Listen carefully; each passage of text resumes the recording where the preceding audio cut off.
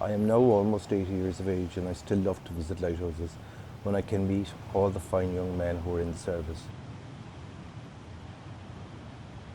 Long may they keep the record of the service we, the old folk, handed on to them.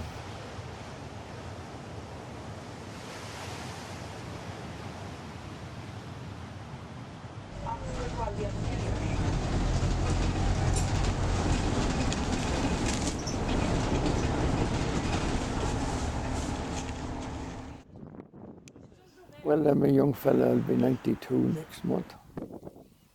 And thank God I'm in fairly good health. I've lived a long life. Don't know why, but made a few attempts to go, but didn't work. So I'm still around.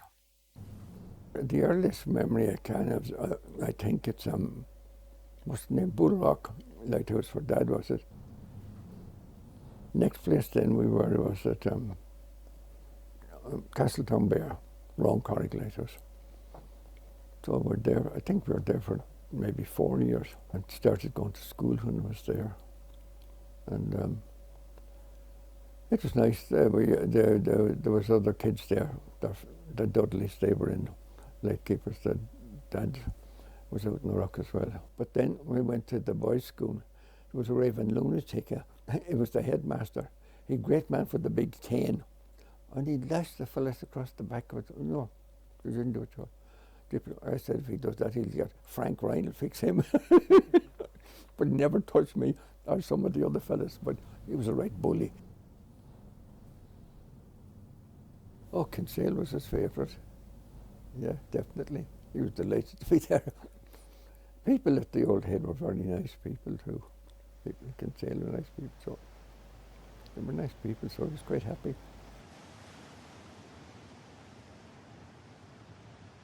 Well, my name is Alan Boyers. I'm the attendant keeper of the Old Head of Kinsale. I live here on the premises. I've been here for the last 27 years, and before that then I was a full-time lighthouse keeper that travelled around the coast of Ireland when the lighthouses were fully manned. Everything at the Old Head now is all automatic, so we basically only have a light here now, and we're an AIS base station. F.J. Ryan. Frank Ryan was stationed here. I never met the man. I've heard of him. I've heard his name being mentioned. I know that he was very, very friendly with a man down the road called Dan Lorden and May Lorden. They owned the Speckled Door pub down the road. They used to own the Speckled Door, and they were very, very friendly with him. My name is Jerome Lorden. I'm from the Old Head of Kinsale. I grew up here. All belong to me, come from here.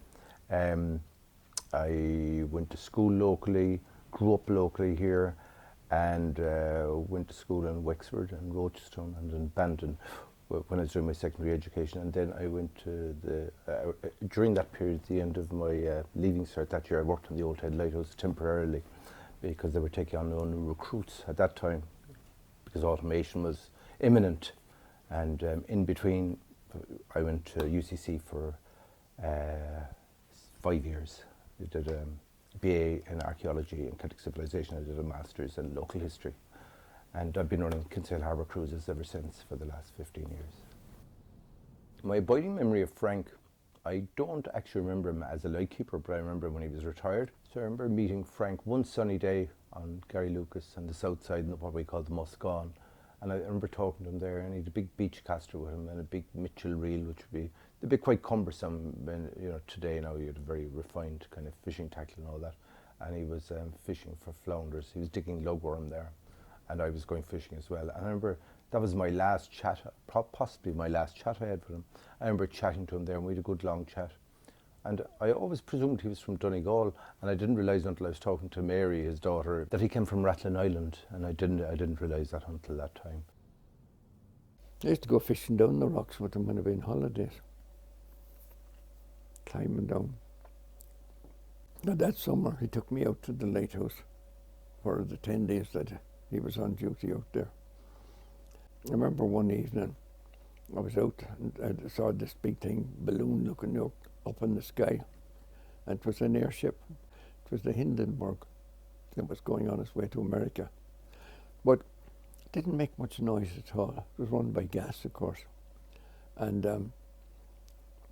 you could actually see the people in the thing. It came down that low over the bay, over Bantry Bay, all down in that area where the Lighthouse was. It could be bloody moody at times. And I heard him telling off the lightkeepers one morning when I was at the Old Head, I was on holidays, and I woke up and I heard them downstairs.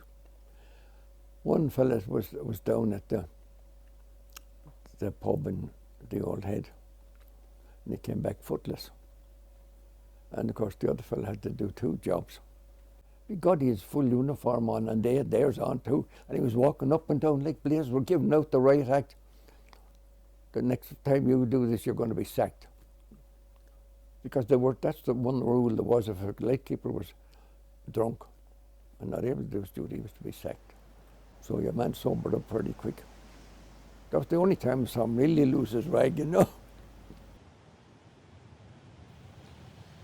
I only heard rumours about him that he was a strict enough character. I think he used to wear the uniform.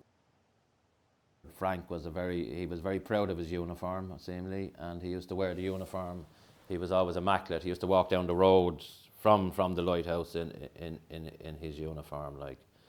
But in those days, you see, if you were the principal keeper of the Lighthouse, like, you were up there with the guard and the doctor. You know, that was a very responsible job. I had just heard of the nickname, the killer, but whether that's true or not, I don't know. Do you know what I mean? Yeah, he was a lovely man. A lovely Ulster accent, soft-spoken, and very, very popular. Yeah, my mother would have been very fond of him, you know. Most of they were nice guys, most of them. There's 1 or 2 awkward fellas, but most of them were quite good.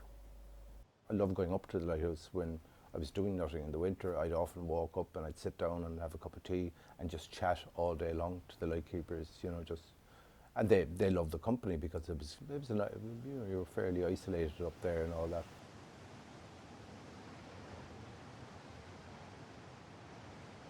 The ranks of lighthouse keepers were, there was a PK, which was a principal keeper, there was an AK, as was assistant keeper, and there was an SAK, which was a supernumerary assistant keeper. So he would have been the junior keeper.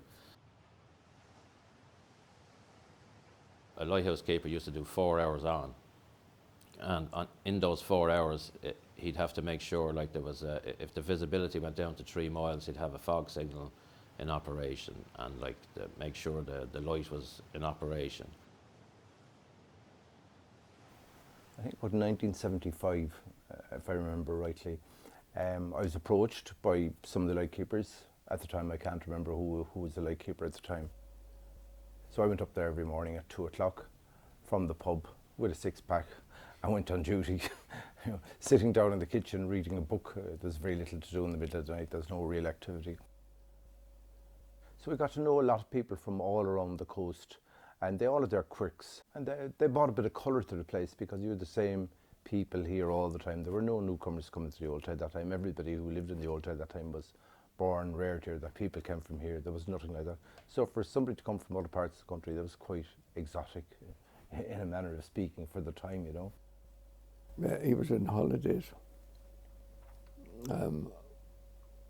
When he was appointed to the Skellings, the keeper got killed apparently. Something happened in the pub. So I never heard what the result of it was. But I remember it was the day before he was going to go back up to Malin Head. He got this telegram to report the thing. So he went to the Skellings and he was there. I think he must have been about 4 years in the Skellings. These were called the orders. They used to come out every year. So he was being promoted there to an assistant keeper. So he was an SAK in 1926. And then on the 1st of July 1926 he was made assistant keeper. He was on the Skelligs at the time, so he probably would have heard over radio first that he was being made PK of the Skelligs, but these were the orders then, like, that confirmed it, you know. Oh yeah, he had an accident there. He was blown down the blooming steps. He had to have an operation on the brain. The wind blew him and he fell down the steps. That's the steps out from coming down from the lighthouse down to where they were living. And he used to have bad headaches for years afterwards, but towards the end of his life seemed to be all right. My dad, was I? I was in Ireland, yeah, I was here. The phone rang about 6 o'clock in the morning.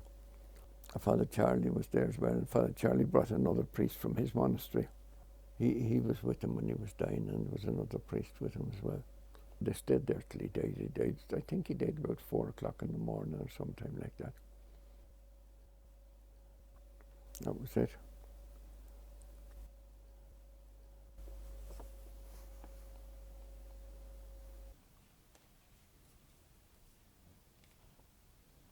Down memory lane. I am now almost 80 years of age, and I still love to visit lighthouses when I can meet all the fine young men who are in the service. Long may they keep the record of the service we, the old folk, handed on to them. Yeah, I can relate to that. Yeah, absolutely. Yeah. He couldn't have said it better, really, because, like, as he said there in the end, like all the storms he went through and all the frights, and still loved it. And the man he met that was retiring would do it all over again. It was a nice life, you know what I mean? Like, I think it was a pretty nice life. Hard on families, and some families when the husbands went away and that, but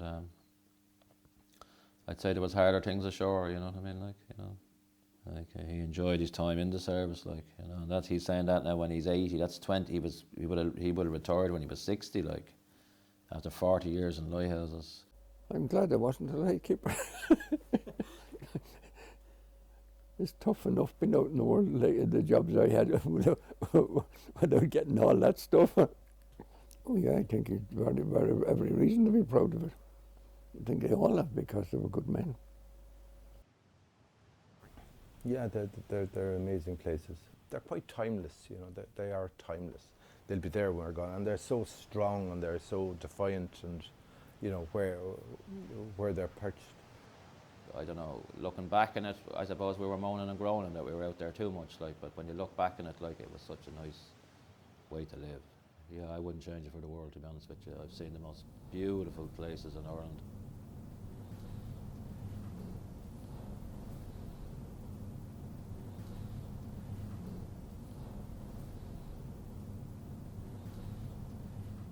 I don't know, it's something about the places, you know, you kind of,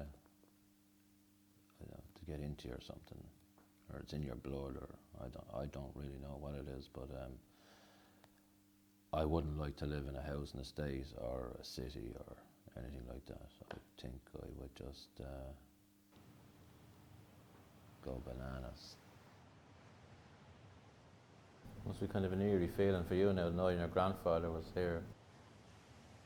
Still part of the soil, as I say, around the Old Head of Kinsale.